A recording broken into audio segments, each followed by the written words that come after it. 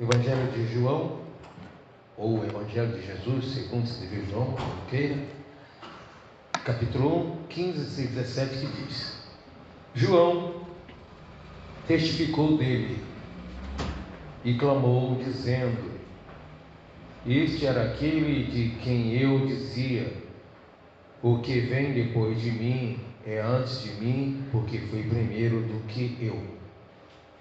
Nosso versículo-chave é 16. E todos nós recebemos também da sua plenitude, com graça sobre graça, porque a lei foi dada por Moisés, a graça e a verdade vieram por Jesus. Queridos irmãos, é muito mal compreendido o assunto quando se fala da graça. Alguns pormenores a gente não vai estar entrando por causa da gente não desviar do foco, mas quando a gente entende o que é graça, não apenas o significado, a gente tem uma compreensão diferente das ações de Deus. E Deus, Ele tem muitos atributos, né? Misericórdia, amor, santidade, eternidade, onipotência, onipresença, enfim, tem muitos. Alguns o ser humano tem partes dele também, são os atributos comunicáveis, que o ser humano pode ter parte daquele atributos, como no caso amor, misericórdia, santidade, e os incomunicáveis, que é aquele que ninguém tem, que é onipresença, onipotência, onisciência. Isso é assim distribuído. Mas quando fala de graça, a gente já tem uma noção clara a respeito da graça, que o seu significado não é que toda a palavra graça significa isso, mas é no que a gente vai estudar. Graça pode ter outro sentido também, mas no sentido bíblico e teológico, graça, o sentido que é mais propagado na Sagrada Escritura, é o que se entende como favor de Deus, favor que nós não merecemos.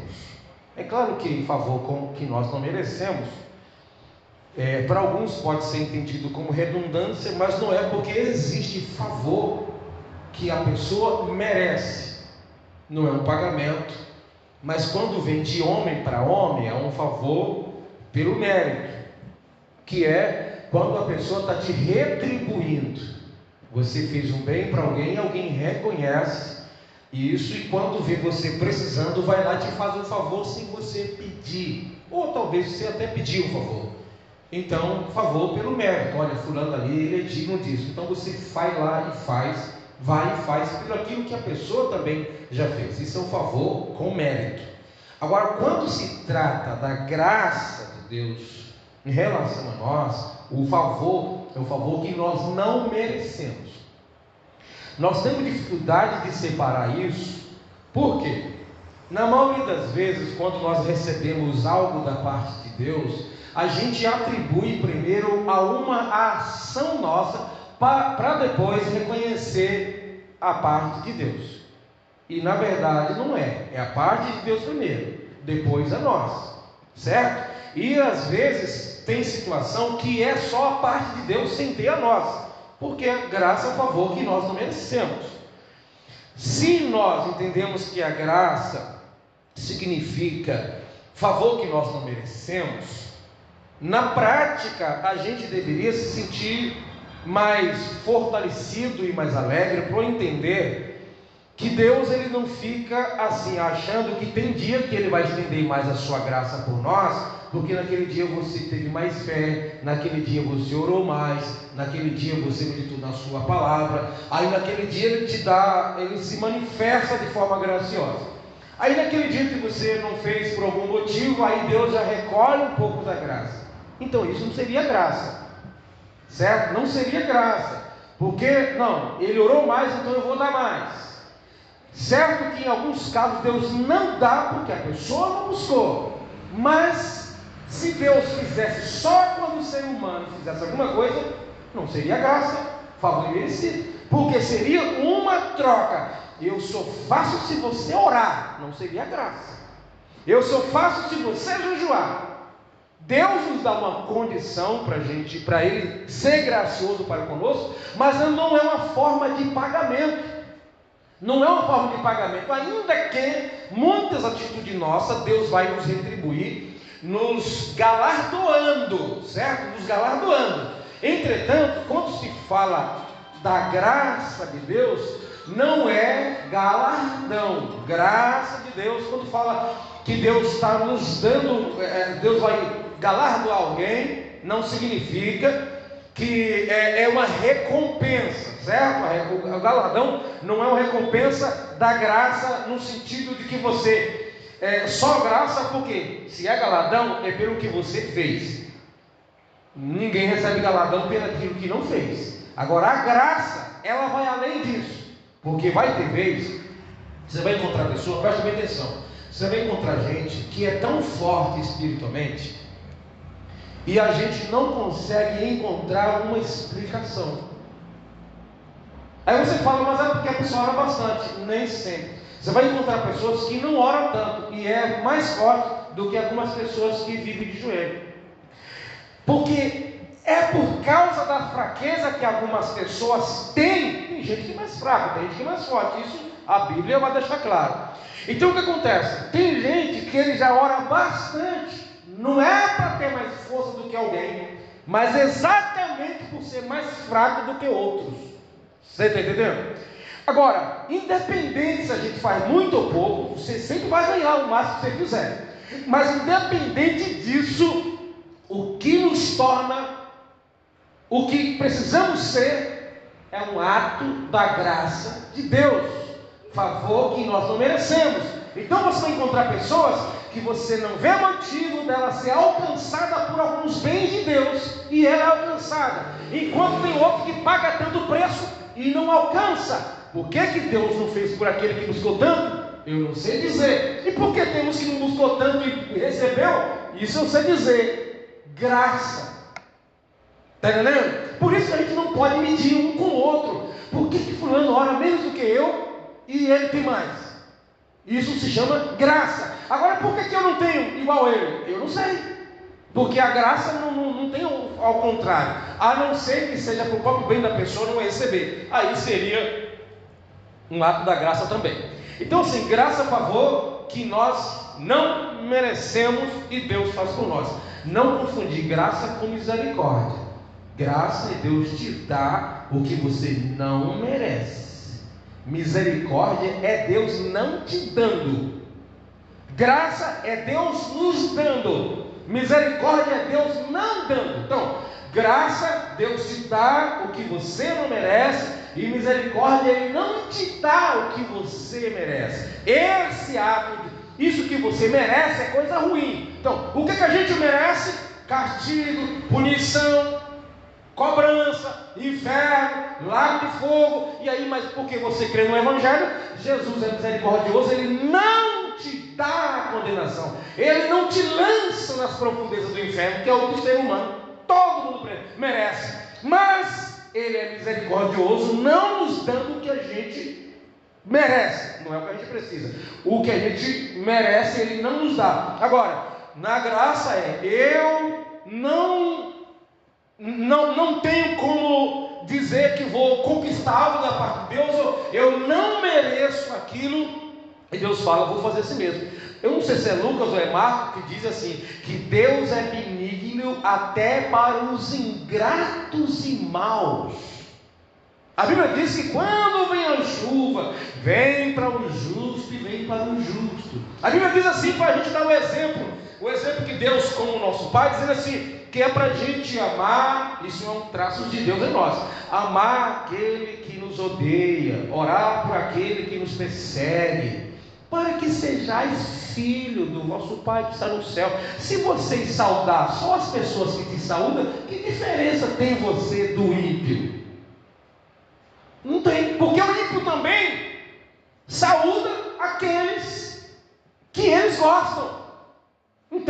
me faz ser diferente do ímpio se eu sou gentil com todo mundo que é gentil comigo? Isso não é virtude, isso não é qualidade. Qualidade, virtude é: eu sou gentil até com aqueles que são brutos comigo. Isso nos torna filho de Deus. Por quê? Porque Deus faz isso. E Ele diz, Paulo chega a dizer assim, para a gente ser imitador de Deus como filhos amados. Imitador de Deus. Quando fala imitador de Deus fala bem de quem fala mal, ajudar quem não te ajudou, amar quem te odeia. Então isso aqui nos faz parecido com Jesus. Agora, se a gente faz muitas coisas boas para quem já nos fez primeiro, isso não me faz diferente do mundo, porque o mundo também faz isso. Então graça é o favor que nós não merecemos, porque se merecesse não era graça, no sentido bíblico. Agora vamos ver aos benefícios da graça. A graça, ela nos justifica. Romanos 3:23. Por quê? O que é justificar nesse sentido? Todo ser humano contrai dívida com Deus. Toda vez que você peca, você está contraindo uma dívida. Então você tem culpa no cartório. Quando alguém se converte pela fé em Jesus Cristo, mediante a palavra, essa pessoa então ela é justificada. Ser justificado é ser inocentado. Jesus encontrou a gente cheio de dívida. Ele foi lá e cancelou toda a nossa dívida. Agora você não deve mais nada para Deus. Não é para o diabo não, é para Deus. Você não deve. E aí, a gente vai entender onde tem a junção da graça e a misericórdia, que a gente merecia ser condenado e Deus não nos condena. E pela graça, o que é que Ele faz? Ele vai lá assim, seria mais ou menos como é Deus. Deus vai lá e pega você cheio de dívida e paga a sua conta. Te deixa inocentado da sua dívida com Ele. E Ele ainda vai lá e ainda deposita na sua conta. Você estava devendo para Ele cancelou a sua dívida e Ele depositou na sua conta, tratando nós como que a gente nunca tivesse contraído nenhuma dívida. Seria mais ou menos como você vai lá, compra nas Casas Bahia, as Casas Bahia perdoam a sua conta, e quando você vai lá, você ainda tem crédito, ou seja, vem aqui que a gente continua vendendo fiado para você. Seria mais ou menos assim, certo? A diferença é que no caso das Casas Bahia, se você vender fiado, você ia continuar devendo. No caso de Deus, seria igualmente as Casas Bahia colocar dinheiro na sua conta. Nem seria liberar para você comprar mais, era depositar dinheiro na sua conta. Então é isso que Deus faz com o ser humano. Então você vê, misericórdia. Deus poderia nos punir, e ao invés de fazer isso, Ele vai lá e perdoa. Ele deveria nos condenar, mas Ele não condena se a gente crê no Evangelho. Mas aí pela sua graça, o que Ele faz? Ele vai lá, acredita na nossa conta. Então o que a graça faz? A graça, ela nos justifica. Ou seja, o favor de Deus. Deus olha para nós, o que a gente merecia? Condenação. E Ele faz um favor. Qual é o favor? De nos livrar da condenação. Esse favor chamado graça. Em Romanos 3:23 diz assim: porque todos pecaram e destituídos estão da glória de Deus, sendo justificado gratuitamente. Eu não fiz nada, eu só aceitei. Isso é pela fé, mas eu não preciso fazer nada para ser justificado. Justificado gratuitamente pela sua graça. Foi pelo favor de Deus. Mas alguém pode dizer: pastor, mas se a pessoa teve fé, já não é a pessoa que entra com a fé e Deus entra com a salvação? Não, porque até a fé que você tem é dada por Deus. Você está entendendo? Porque se a fé fosse algo que eu criasse, então Deus entra com a parte, eu entro com a outra, e aí nessa parceria eu acabei merecendo de alguma forma. Não, porque até a fé vem pelo quê? Como é que diz lá em Romanos 10?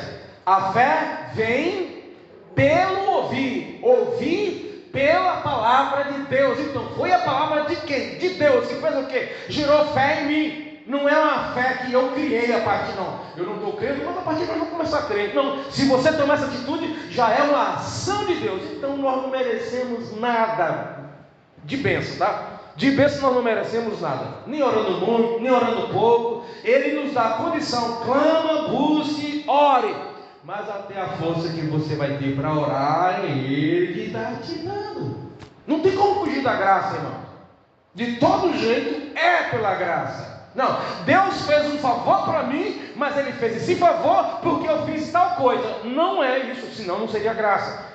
A gente não merece. Então é pela graça, justificado gratuitamente por esse favor, pela redenção que há em Cristo Jesus. Então a graça nos justifica. Está falando das dívidas diante de Deus, não é das dívidas diante dos homens, não. A pessoa vem para a igreja com o nome sujo, endividado, com a loja sem, no SPC, Serasa, Protesto, SPC é um negócio parecido com isso aí. Você que tem forma de protestar o nome de umas 4 formas aí, de você ficar com o nome sujo. Aí o que acontece? Se converte, em relação à afronta que se fez contra Deus, Deus perdoa, mas vai lá e se conserta diante do Serasa, vai lá e paga a dívida que tem com a justiça, porque senão a pessoa vai estar dentro da igreja, pregando, orando, e Deus envia a polícia para levar ele. Tá entendendo? Então vai lá e paga, mas Deus envia os policiais, segundo, se estiver dentro da lei. A Bíblia diz que eles são instrumentos de Deus, então por isso que eu falo que foi Deus que enviou. Por isso se alguém fala assim: pastor, ora para o meu filho preso. Seu filho estava fazendo o quê? Estava aprontando, pastor. Então deixa, foi Deus que levou, por meio da lei que Ele mesmo criou. Nós temos que ser racional também, não levar só lado da emoção. Eu sei que é triste, a gente não vai falar isso para a irmãzinha, para o irmão. A gente vê muitas pessoas que teve filho, pai, esposo, um monte de gente presa. Mas o que a gente sabe que a pessoa, ela precisa se acertar. Olha, você aceitou Jesus, mas vai lá e se acerta com sua esposa. Você pecou, só foi contra Deus, aí sim, seu negócio é só contra Deus. Mas se nosso pecado é contra também as pessoas, não adianta pedir perdão para Deus. Não, tem gente que vai lá, ofende o outro, fala um monte de coisa, deixa a pessoa ferida, triste, angustiada, sabe disso. Tem vezes que a gente a gente acaba na ignorância, nem vendo o que fez, sabe disso, e chega diante de Deus, antes de reconciliar com a pessoa, e vai pedir perdão para Deus. Aí está brincando, né? Vai lá e cheio de raiva, eu falei e falo de novo, não sei o quê. E a pessoa está do outro lado lá, angustiada, e a gente chega diante de Deus e pede perdão por essa ação nossa. Deus não perdoa esse pecado. A Bíblia diz: se eu chegar diante de Deus e lembrar que alguém tem algo contra mim, eu vou lá e peço perdão, eu vou lá e eu reconcilio com a pessoa. Antes que ela me coloque na cadeia, Mateus capítulo 5, se não fala memória. Antes que ela me coloque na cadeia e eu pague até o último centavo. Então assim, a reconciliação com o próximo é tão urgente, a ponto de você, na hora de ofertar, lembrou? Não é que Deus não vai receber oferta, que a gente interpreta errado. O texto está dizendo o seguinte: se você tiver, naquele caso, levar uma ovelha para sacrificar, chegou diante do altar e lembrou naquela hora. Por que Jesus faz essa comparação? Porque era um momento muito sublime sacrificar, diferente de você dar dízimo e oferta, muito além disso. Você lembrou na hora de levar a ovelha para perdoar seu pecado, para Deus cobrir seu pecado. Você lembrou que tem alguém que tem alguma coisa contra você? Isso é tão urgente que você deve deixar a sua ovelhinha amarrada ali, corre lá e reconcilia primeiro, antes que Ele te coloque na cadeia e você pague. Jesus está preocupado com o problema da convivência, não é com o problema se Ele vai te perdoar ou não, nesse caso.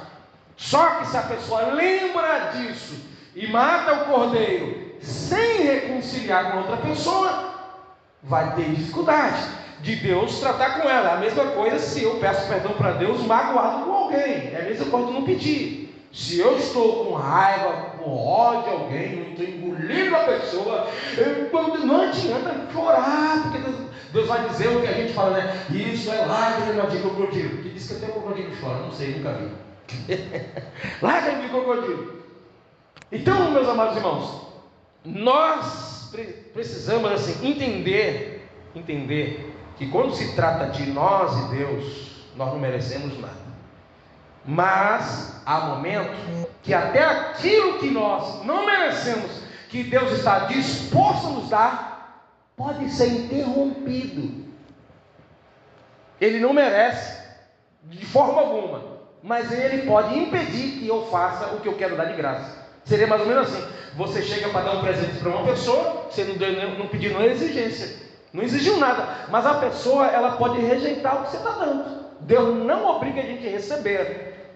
Então a gente pode não receber aquilo que é gratuitamente ofertado por causa da decisão, porque isso é uma decisão. Perdoar ou não perdoar não é um sentimento, é uma decisão. Eu decidi não perdoar, então eu decido não perdoar. Então Deus fala o quê? Se você não perdoar aos homens as ofensas que eles cometerem contra vocês, o perdão que é de graça, o que é que ele fala? Eu também não vou perdoar vocês. Então eu posso ser impedido de receber aquilo que é de graça, porque a falta do perdão a alguém é a mesma coisa de eu dizer não para Deus quando Ele vier para nos abençoar. Por isso que tem gente que ora e ela não é tão agraciada. Aí você vai encontrar pessoas que não é tão de consagração, mas é uma pessoa que tem o coração de Jesus. Então ela não tem impedimento. Claro que não é o único impedimento, não é esse. Então a graça, ela nos justifica. A graça de Deus salva também. Efésios 2:8. Efésios 2:8. Pela graça sois salvos por meio da fé, e isso não vem de vós, não vem das obras, para que ninguém glorie, né? 2:8. Pela graça sois salvos por meio da fé, e isso não vem de vocês, é um presente. Dom aqui quer dizer um presente de Deus, não vem das obras. Ninguém é salvo por causa daquilo que faz, senão a pessoa ia se gloriar: eu fui salvo porque eu fiz o bastante, como alguns dos catolicismo acredita, do espiritismo, dependendo da linha do espiritismo, acredita. Então por isso que tem um monte de gente que a gente vê por aí que gosta de dar cesta básica, de distribuir, de caridade. Aí quando você vai ver o fundamento errado, acredita que vai conseguir favores de Deus ao ajudar alguém, ao invés de fazer por amor, por compaixão, que nem Jesus fazia. Deus, ele faz até o bem até por alguém que ele sabe que não vai dizer nunca para ele obrigado, que é o que ele disse que é para a gente também fazer. Senão, não é filho de Deus, porque o filho de Deus imita ele. Então a graça de Deus nos salva. Pela graça sois salvos, ou seja, pelo favor de Deus. Então a gente pergunta assim, tem o hino 169. Abre sua Bíblia aí. Abre sua rapa aí, 169. Como é que está escrito o coro, a primeira frase de cima? No coro. O hino da harpa, 169. Porque Jesus me ama. Aí a outra frase?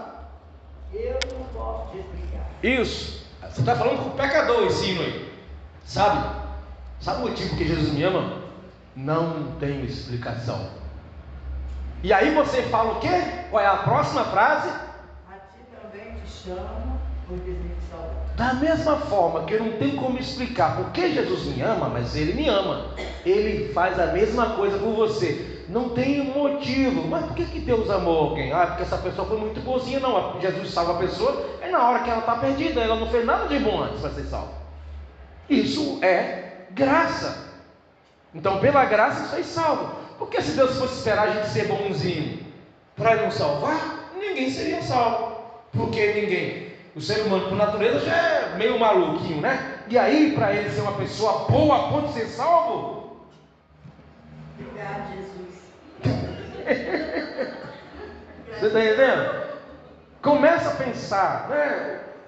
Jesus me salvar. Ele me salvou por quê? Simplesmente Ele decidiu nos amar. Ele decidiu. Isso é graça, favor que nós não merecemos. É você estar passando na rua e ver um estranho necessitado e você fala: pelo jeito é morador de rua. e está de um jeito que nem vai me agradecer, que tem umas pessoas assim que ele nem agradece, né? Às vezes a gente faz alguma coisa, eles não agradecem, já está tão ali endurecido mesmo, eles não vão ter como retornar, não tem onde morar, nem não adianta dar um endereço para eles também. Eles não têm telefone, agora tem até tem uns que tem Pix também, né? Mas os verdadeiros não têm. Aí eu vou fazer o bem para aquela pessoa, pensando em quê? Ó, a pessoa por ela mesma, ela não vai me retornar, não vai me restituir. Eu vou fazer, eu decidi fazer, reconhecendo que ela precisa. É isso que nos torna parecido com Jesus. Entendeu? É isso que nos torna parecido com Jesus.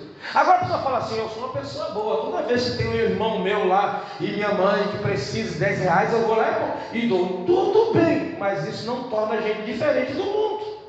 E o que Jesus quer, sempre Deus se manifestou diferente das crenças que as pessoas têm em relação aos deuses. Pode observar que a exigência dos deuses não tem poder nenhum, mas os deuses sempre têm um negócio: primeiro você tem que fazer isso, vai fazer isso, primeiro você tem que fazer isso. Sempre os deuses têm essa ideia, né, na crença. E as pessoas, o que eles fazem, faz sempre assim. O que eles fazem por Deus é esperando que aquele Deus dele lhe recompense na sequência, que dê livramento na sequência. Agora não, quando a gente olha para Deus e vê que nós não somos merecedores de nada, a gente podia fazer qualquer coisa para Deus, até o último dia da nossa vida, a gente não conseguiria pagar nada. Ainda que Deus não fizesse nunca mais nada por você, a salvação sua é suficiente para Deus nunca mais fazer nada e você agradecer Ele pelo resto da vida. Porque o que Ele fez por nós é o mais importante, né? Mais do que importante, essencial, a salvação. Então, a graça nos salva. Tito 2,18.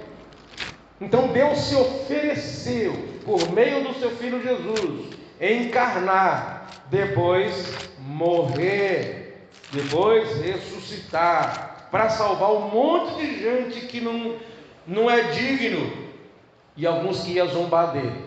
Tito 2, verso 11,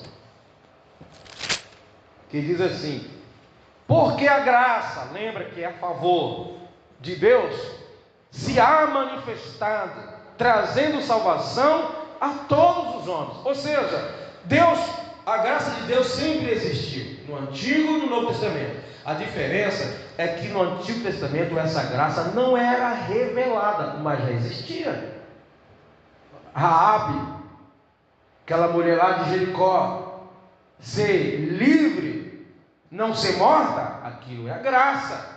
E ela depois fazer parte da genealogia, que a genealogia de Jesus tinha umas 3, 4 mulheres, tudo gente ruim na época. Não era nenhuma pessoa ali boazinha, era pagã, prostituta. Você está entendendo? Jesus não, as mulheres que apareceram, as mulheres não apareciam em genealogia, e as que apareceram na de Jesus era gente ainda de má fama, gente pagã, alguns não eram judeus, enfim. Então você vê, como é que Deus vai incluir pessoas desse jeito, ao invés de Jesus colocar na genealogia, ou Deus usar Mateus que escreveu a genealogia, e Lucas colocar as pessoas mais crentes, as pessoas melhores, para dizer a linhagem de Jesus. Jesus veio dessa linhagem, colocaria só pessoa boa, e não foi assim que aconteceu. Tudo isso já é a graça, só que ninguém conseguia detectar isso. Mas quando chega no Novo Testamento, que é por meio de Jesus, essa graça é manifestada. Por isso fala, porque a graça de Deus se há manifestado. Já existia, não era manifestado. No Novo Testamento essa graça se manifesta, se revela.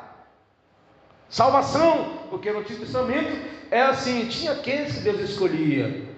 Então você que vai ser, e o outro está querendo ser, mas eu não vou chamar, certo? Então tinha aqueles que eram os representantes, aqueles que eram os profetas, sacerdotes, os reis, os juízes, mas Deus ia escolhendo eles, e os demais ficavam fora. Já no Novo Testamento tinha uma profecia em Joel em relação a Deus usar, falando assim: há de ser que do meu espírito derramarei sobre toda a carne. Isso era uma profecia para o futuro, que aconteceu a partir do dia de Pentecostes. Mas no Antigo Testamento o Espírito de Deus não era derramado sobre todo mundo. Tudo isso é a manifestação da graça.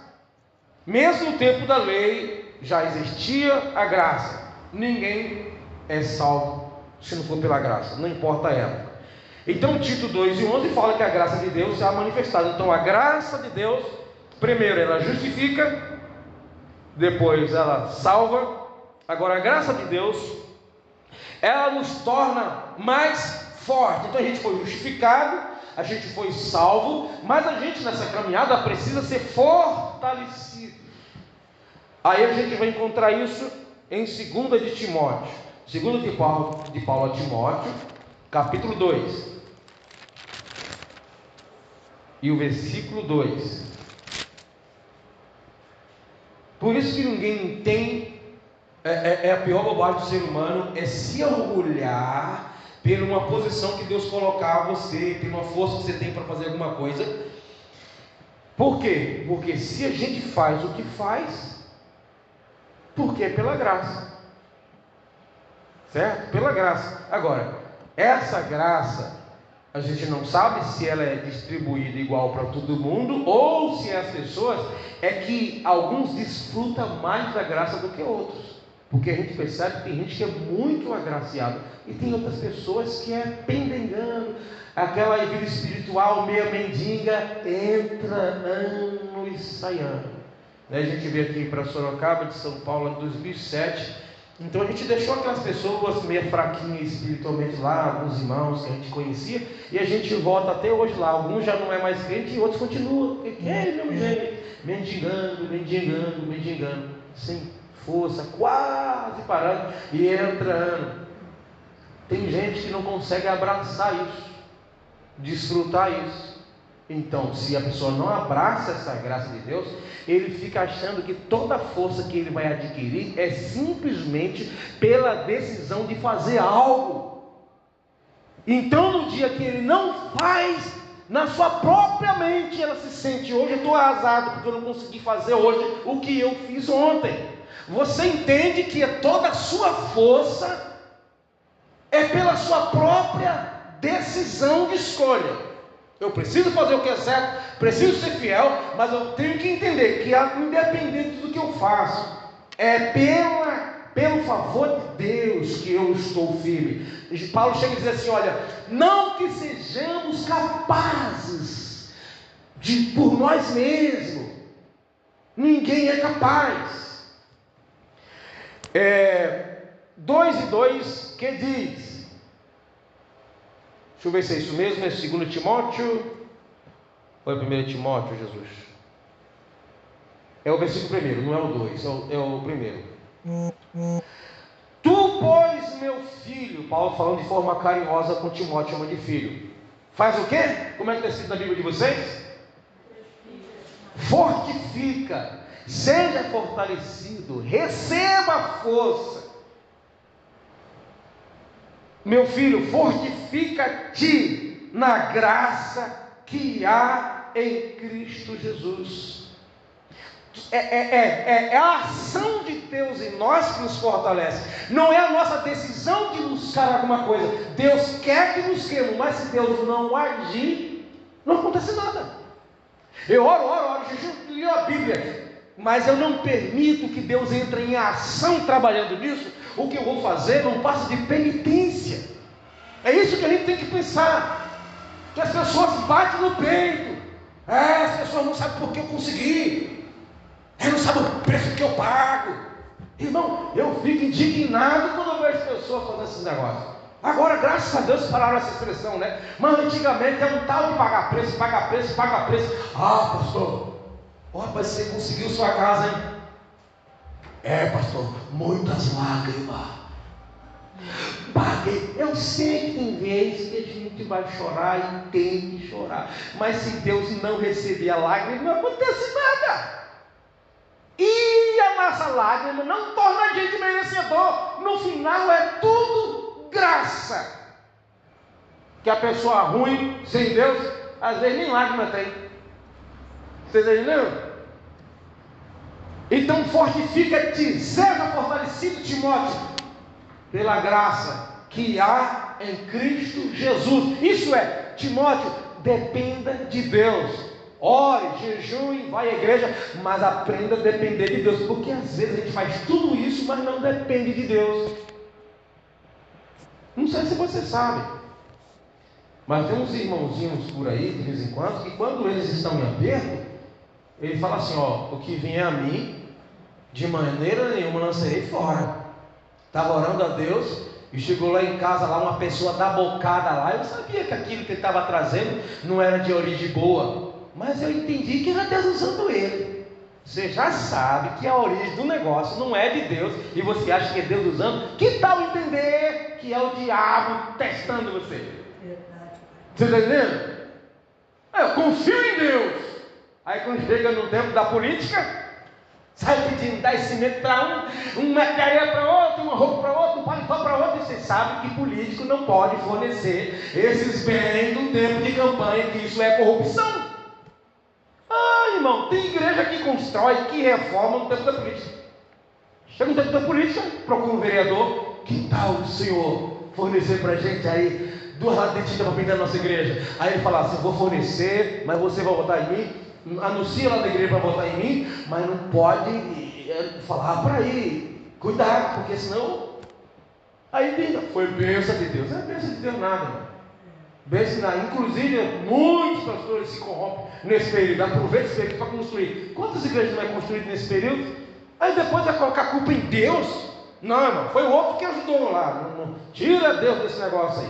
Então assim, é a ação de Deus que nos torna fortes, não é a nossa ação. Deus simplesmente é tão misericordioso que Ele deveria dizer não para a nossa oração, mas Ele corresponde dizendo sim, porque eu tenho pena de você. Você vê lá quando o povo volta da Babilônia, no livro de Neemias, o povo não conhecia a lei.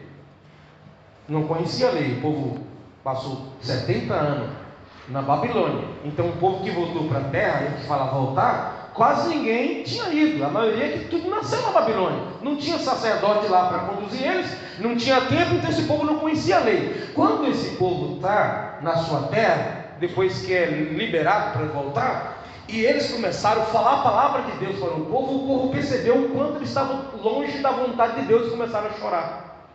Só que a pessoa, quando está chorando, geralmente ela é mais fraca do que quando ela está rindo, certo? Aí eles chegaram e falavam: não, hoje não é dia de você chorar. Você vai lá festejar. Vocês foram livres. Quem não tem o cordeirinho para matar e comer assado, se ajunta com quem tem. Porque a alegria do Senhor vos fortalecerá. Ou seja, a alegria de Deus em vocês fará com que vocês sejam fortalecidos. Essa é o que a palavra quer dizer. Vocês se tornaram fortes se a alegria de Deus estiver em nós. Como alegria? Não é algo que eu produzo dentro de mim, é algo que eu adquiro, e quem vai me dar é Deus. Toda vez que alguém está alegre no Espírito Santo, essa pessoa é forte. Se você vê uma pessoa, a alegria é natural não, mas uma pessoa que está alegre no Espírito Santo, pode observar que ela, suas faturas, suas dívidas, não fica mexendo com a fé dela. Ela está alegre no Espírito Santo, ela tem prazer de fazer, ela tem prazer de cultuar, ela tem prazer de contribuir, ela tem prazer de cantar. Porque, e Paulo tinha preocupação que os irmãos buscassem isso, e ele estava na cadeia. Paulo estava preso por causa do Evangelho, mas Paulo era um homem alegre. Paulo estava preso e escrevia carta para os irmãos que estavam pelo lado de fora da prisão e falava: alegrai-vos, regozijai. Por que Paulo quer que o povo fique alegre? Porque você estando alegre, você é forte. Então, se alguém te perguntar como uma pessoa se torna forte, é ele ter a alegria de Deus dentro dele. Pode observar que uma pessoa alegre em Deus, ele é corajoso. Você não vê uma pessoa... Não, você não vai ver uma pessoa alegre em Deus reclamando das coisas. O homem chega para almoçar e a mulher está preparando o almoço. E os dois ali estão se preparando para orar. E o homem está alegre porque Deus providenciou o pão de cada dia. E a esposa está alegre porque teve alguma coisa para ela cozinhar. Ele não vai ficar reclamando do ovo que é pequeno e da carne que está mal assada no momento que tiver com essa alegria. Olha, Deus é tão bondoso. Agora, é só faltar alegria, irmão. Esse ovo está com a clara muito amarela, essa clara está muito branca, a carne está muito dura, o café está muito caro, e está falando tudo verdade. Mas na hora que você está alegre em Deus, você não fica dando muita atenção para essas coisas. Você viu? Um dia que você ainda vai namorar, um dia você vai namorar. E ela, talvez, não vai gostar muito de ser filho usando touca. Um dia que na casa dela, dependendo da namorada, ela coloca em ordem. Ela fala que você fica menos bonito, não vou dizer feio, né? Menos bonito. Você vai estar rachando coco de gelado, mas você quer ir na casa dela. Você vai até esconder no bolso, não chegar perto da casa dela, com frio ou sem frio, mas você está tão alegre para estar lá do lado dela, que você vai sujeitar sem reclamar estar ao lado dela, sem a touca. Agora, se você tiver brigado com a namorada, você faz o contrário, você sai sem touca e coloca quando chega lá, porque você faz o contrário. Você viu uma pessoa, abriu, o que Tiago fala? Quem está aflito faz o quê? Quem está aflito faz o quê? Quem está triste, Tiago fala, quem está triste, ora. E quem está alegre, cante louvores. Não combina com alguém triste cantando. Já observou? Fulano está muito triste, hein? Mas como está triste o dia inteiro cantando? Não combina. Ele pode estar até aflito lá dentro, pode estar necessitado, mas toda vez que você vê uma pessoa cantando, você nunca vai imaginar a tristeza nela, porque não combina.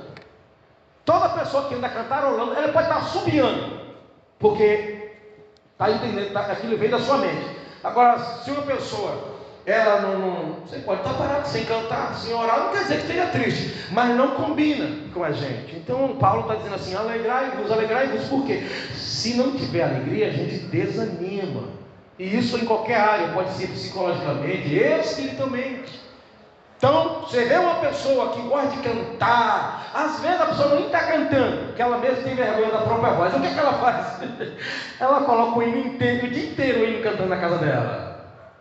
Mas no dia que você está meio raivoso, meio nervoso, você não quer saber nem de ouvir música, que dirá cantar. Pode prestar atenção. A pessoa que está lá meio parecendo uma abelha, querendo presa dentro da própria casa, pode observar que coloca o hino, acabou o hino.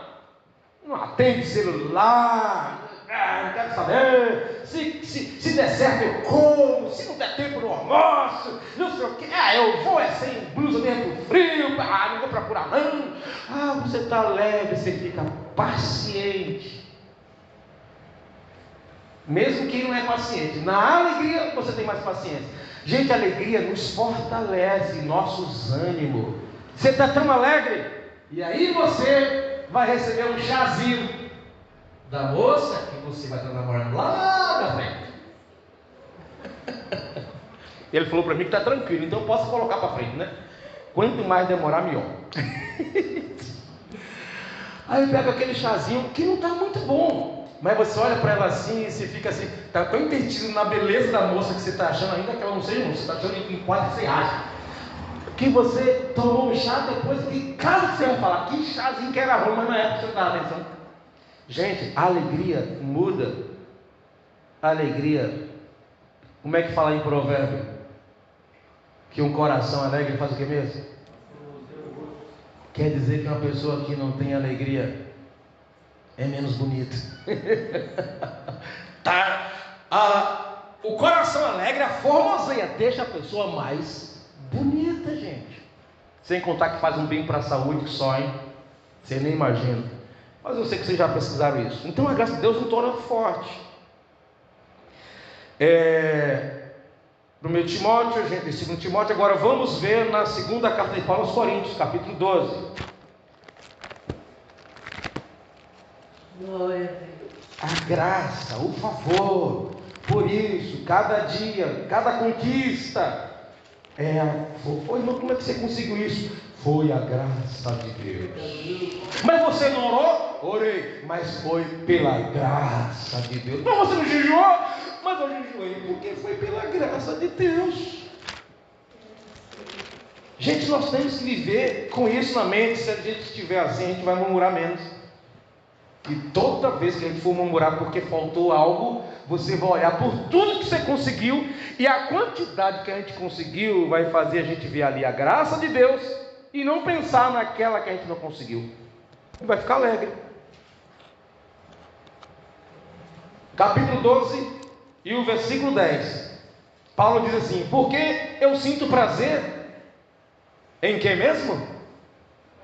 Em que Paulo está sentindo prazer aí, gente?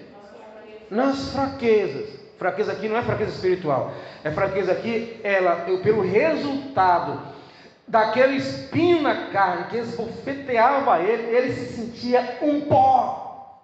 Mas qual era a razão dele estar sendo esbofeteado? Para que ele não se orgulhasse. Então ele entendeu. Deus disse não. Paulo teve visões, ouviu coisa que não era conveniente falar com as pessoas. Falar ao ser humano mortal.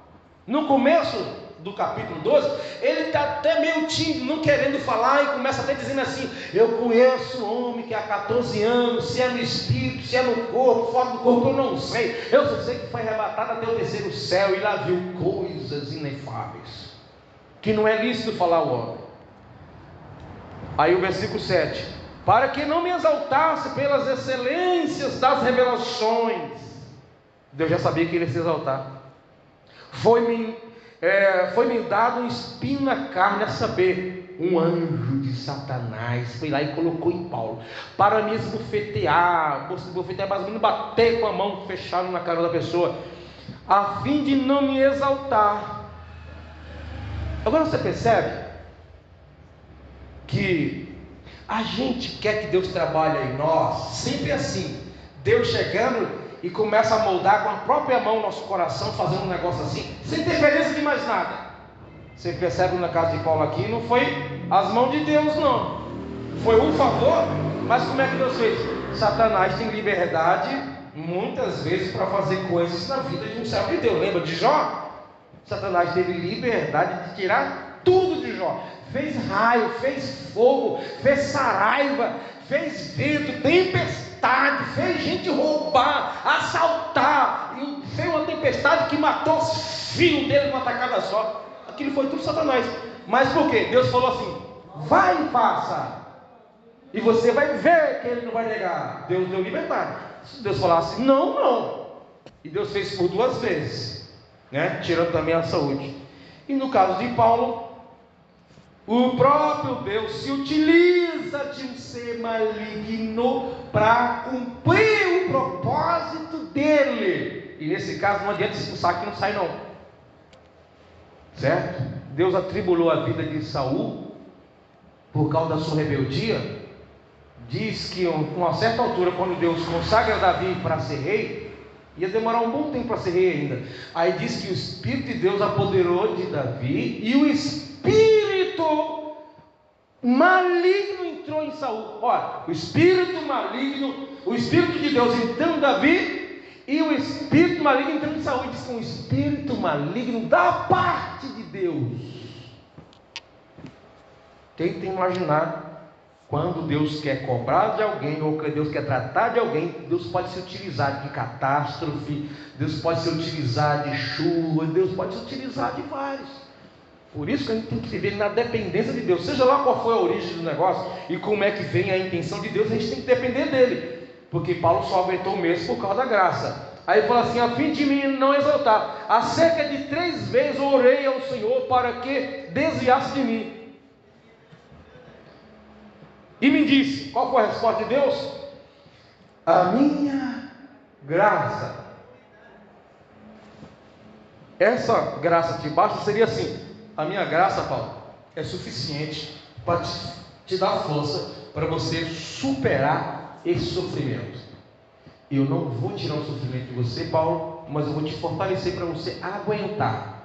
E nessa dor você vai ser menos exaltado. Nessa dor, Paulo, no caso de Paulo, era por causa, olha, tem tanta coisa errada que uma pessoa pode fazer, mas a gente não vê em Paulo. Mas essa ideia da arrogância é uma coisa muito terrível, ela vale por vários defeitos que o ser humano pode ter. O ser humano pode ser trabalhador, pode ser honesto, pode ser fiel, tem um monte de coisa que ele pode ser, mas no final você fala assim, mas é arrogante, pronto, ele tacou areia em todas as qualidades que passou para trás. Como isso é terrível. Por isso que a humildade, ela precede a honra, porque é o oposto do exaltado. É uma das qualidades sublime, que a gente pode ter várias qualidades. Se a gente tiver a humildade geralmente ela é acima da maioria das qualidades que alguém pode ter. É honesto, mas não é humilde. É fiel, mas não é humilde. Paga tudo certinho, mas não é humilde. Aí a pessoa que convive com a gente não consegue ver as demais qualidades, por causa da humildade que a gente não tem. Então Paulo tinha um problema, ele era temperamental, e essa questão do temperamento exaltado, pessoas chamado para ver o curto, que é o colérico, são mais propensos, não é o único. A pessoa que tem temperamento de Pedro, que é o sanguíneo, que fala pelos cotovelos, é aquela pessoa que não pensa para falar, não mede as palavras, é o Pedro, né? Então assim, apesar de ter boas qualidades também, todo temperamento tem o bom e o ruim, são pessoas que às vezes dá muito trabalho para Jesus. Então, acerca do qual 3 vezes eu orei ao Senhor para que desviasse de mim, ele diz, a minha graça te basta, porque o meu poder se aperfeiçoa na fraqueza. De boa vontade, diz Paulo, pois me gloriarei. Ele mesmo assim ainda se sentia, esse gloriar aqui é alegria, nas minhas fraquezas, para que em mim habite o poder de Cristo. Se eu rejeito um mal que foi da parte de Deus, que Ele permitiu, e eu não aceito aquilo como uma forma de tratamento em Deus na minha vida, o poder de Deus não ia se manifestar a mim. Mas como se é Deus que quer assim, eu me alegro em Deus, porque as razões de Deus permitir a ação do diabo em mim é para o meu bem, e isso me deixa forte, porque eu sei que quem está fazendo isso é o inimigo que está agindo, mas é com a permissão de Deus para o meu bem. Por isso a gente precisa consultar a Deus de algumas ocorrências na nossa vida, mesmo que seja algo desagradável, pode ser o plano de Deus. Você viu quando, eu já falei aqui várias vezes, quando morre Lázaro, mas antes disso ele fica doente, Jesus de propósito não vai lá para curar, para que Lázaro morresse. Ou seja, Jesus chega atrasado para que aconteça a morte. Veja o que Deus pode fazer para fazer com que o nome de Deus seja glorificado. Seria mais ou menos assim: o negócio está ruim com você, na sua casa, com alguém, e você ora, e o que acontece? Piora mais ainda quando você entra em ação, que pode ser uma ação de Deus. No caso de Lázaro foi. Jesus demorou ainda alguns dias, quando soube a notícia, ao invés de e logo, está ruim, para poder um camarada sair lá, se deslocar, falar com Jesus, é porque estava ruim. Pois é, Jesus fala, Lázaro morreu, os discípulos, e fala assim: eu me alegro por não estar lá, por amor de vocês, falando com os discípulos, para que eles crescem em Jesus, através da ressurreição. Jesus já sabia o que fazer quando chega lá. Você observa se Jesus faz uma oração para Lázaro ser ressuscitado? Não. Ele faz uma oração de agradecimento. Agradeço porque tu sempre me ouves. Jesus faz uma oração pública. A própria oração dele já serviu como uma mensagem para quem estava escutando. Jesus chora e fica indignado, não porque perdeu um amigo, se saber que o amigo já ia reviver, pela tristeza que a morte, por causa do pecado de Adão, causa na vida das pessoas, ao ver tanta gente chorando. Olha o que o pecado fez. Jesus fica indignado ao ver que é uma coisa que Jesus ia ressuscitar Lázaro, mas daqui a pouco Lázaro vai morrer de novo, né? Não era corpo glorificado. Então Paulo continua: pelo que sinto prazer, isso aqui é fantástico, nas fraquezas, nas injúrias, nas necessidades, o que mais?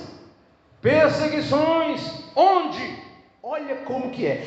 Eu sinto prazer até nas angústias. Gente, isso aqui é só a graça de Deus. Por mesmo por amor de Cristo.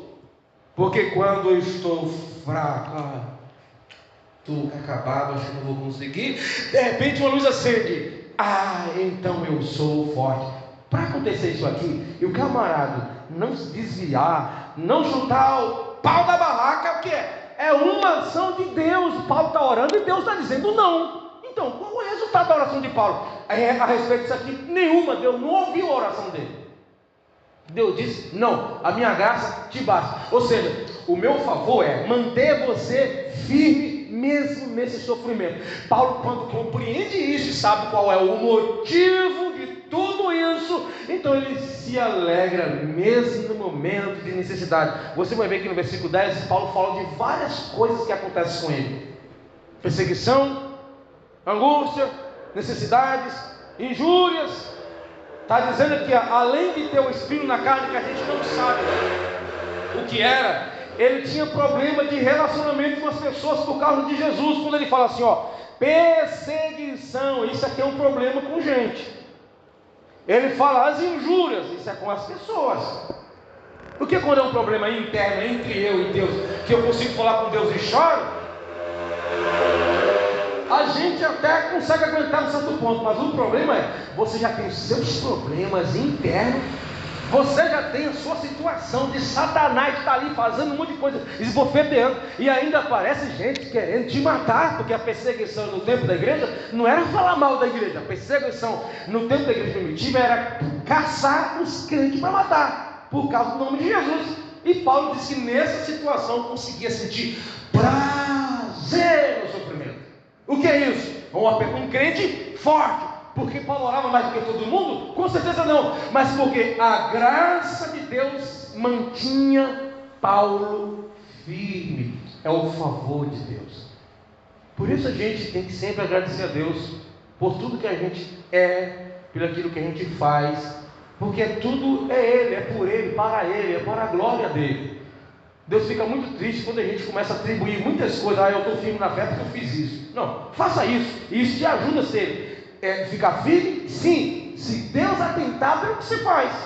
Se Deus não atentar para a nossa oração, porque tem oração que Deus pode parar de fazer. Lê depois na sua casa lá em Isaías capítulo 1, e você vai ver Deus falando para eles parar. Eu não vou ouvir a oração de vocês. Não vou receber a festa de vocês.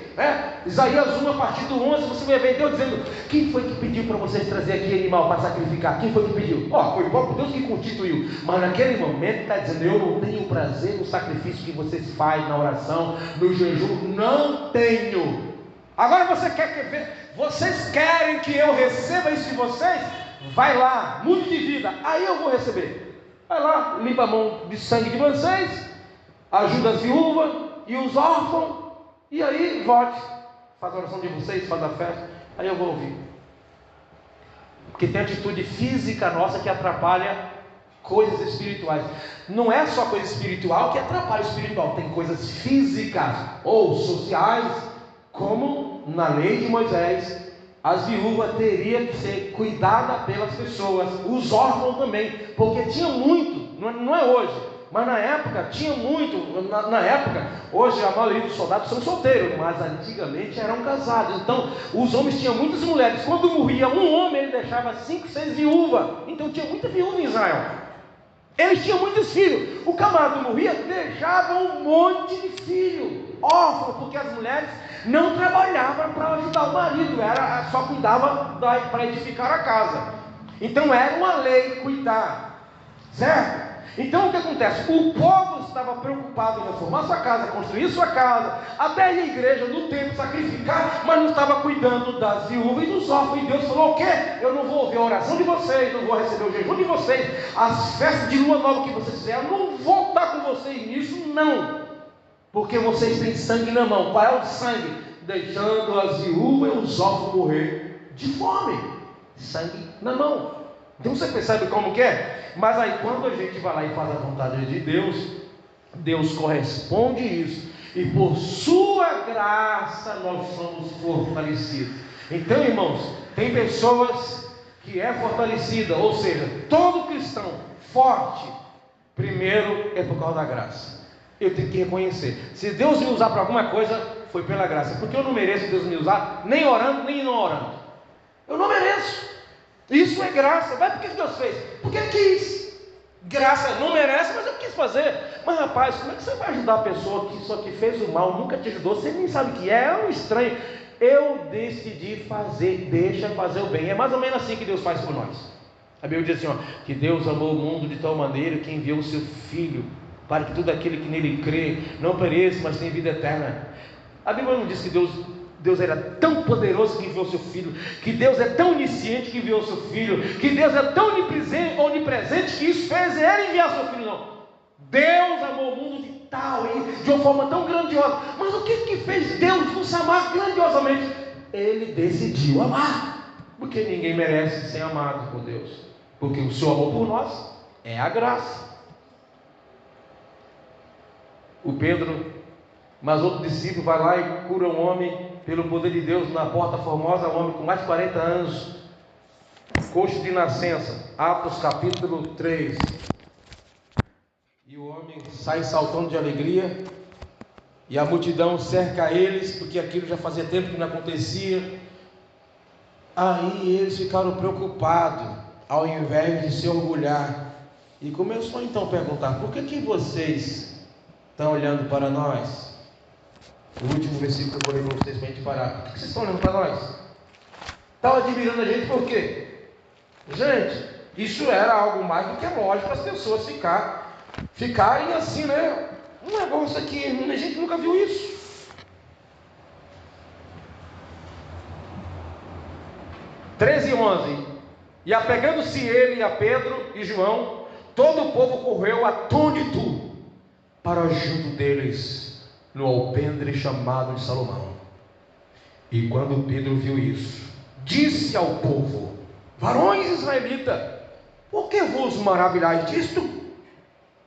Ou por que olhais tanto para nós? O povo não estava glorificando a Deus, como se por nossa própria virtude ou santidade fizéssemos andar esse homem. E aí ele começa a pregar o evangelho e conclui que esse homem foi curado por aquele que eles entregaram para ser crucificado e morto. Eles entendem, Deus usou a gente, mas isso aqui é graça. Quem fez tudo mesmo foi Jesus. Nós somos apenas um canal.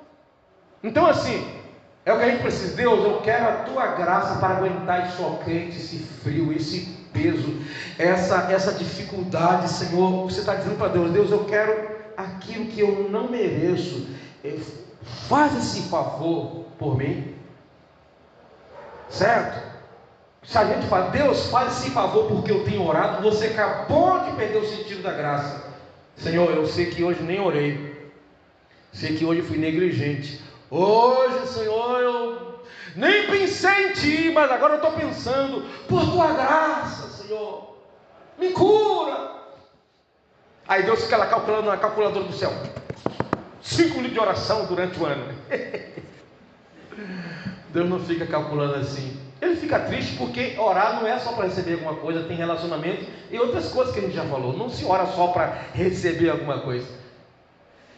Então, irmãos, a gente precisa da graça para ser justificado, para ser salvo e para ser fortalecido. Se a gente não tiver a graça de Deus, você vai encontrar gente que faz tudo isso, ora, jejum e é fraco, porque ele depende da oração dele. Olha, eu orei e jejuei, mas foi a graça que fez. Não, a gente exalta muito assim: olha, tu foi salvo porque eu orei, foi a minha oração, meu filho, que te alcançou lá. Não, a oração não é reza que a gente fica fazendo a favor de alguém. Orar é falar com Deus. E aí Deus fala: olha, minha serva, nem tu merece, e nem o teu filho na cadeia merece, mas eu vou soltar assim. Olha, ninguém merece, mas eu vou lá no hospital e vou curar. Nem você merece, nem seu parente merece, mas eu sou gracioso, vou fazer um favor por ti. Aí depois que Jesus salva, Jesus falou: vou te fazer um favor, porque você não merece. Aí depois que Jesus salva, aí fala o quê? Jesus fez porque eu orei. Você está entendendo? E aquelas pessoas que nunca receberam oração?